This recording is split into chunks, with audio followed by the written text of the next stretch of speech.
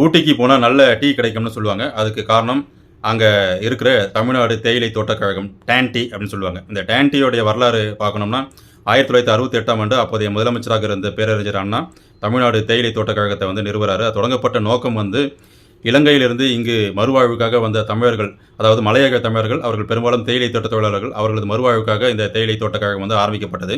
அதனைத் தொடர்ந்து 1975ஆம் ஆண்டு அப்போதைய முதலமைச்சராக இருந்த டாக்டர் கலைஞர் இதனை தமிழ்நாடு அரசு பொதுத்துறை நிறுவனமாக தரம் உயர்த்துகிறார்.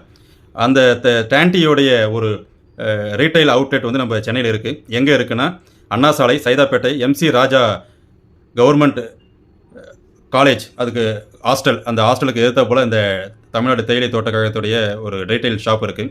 இங்கே டீ, காஃபி மற்றும் இன்னும் நிறைய ஐட்டங்கள், ஸ்நாக்ஸ் எல்லாமே இருக்குது.